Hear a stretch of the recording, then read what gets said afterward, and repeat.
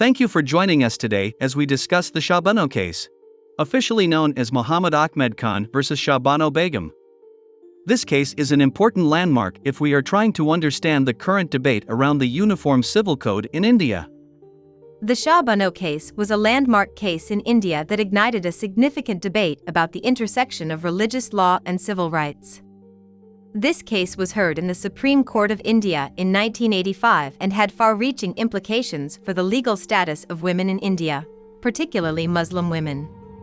Shah Bano, a 62-year-old Muslim woman from Indore, was married to Ahmed Khan, a prosperous lawyer. After over 4 decades of marriage and 5 children, Khan took a younger second wife and evicted Shah Bano and her children from their home. In response, Shah Bano filed a lawsuit in the local court, demanding maintenance payments from Khan. The legal arguments presented by both sides during the case were based on different interpretations of Indian and Islamic law. Khan's defense argued that according to Islamic law, Sharia, he was only required to provide maintenance for the iddat period, approximately 3 months after divorce, and had fulfilled this obligation. They cited the Muslim Personal Law, Shariat, Application Act of 1937, which allows Indian Muslims to be governed by Islamic laws in personal matters.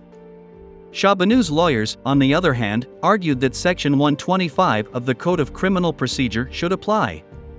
This section provides for maintenance of wives, children, and parents if they are unable to maintain themselves.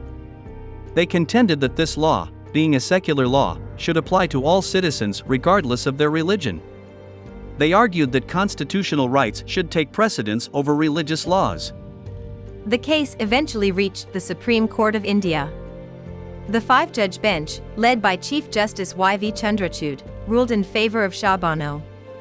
The court held that the Code of Criminal Procedure was a secular law and applied to all citizens.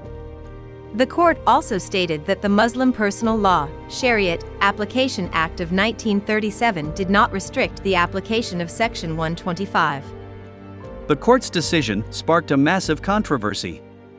Many Muslims, led by conservative religious leaders, protested the ruling, arguing that the court was interfering in their religious laws.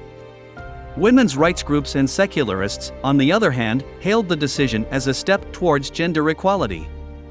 In response to the protests, the Indian government, led by Prime Minister Rajiv Gandhi, passed the Muslim Women Protection of Rights on Divorce Act of 1986.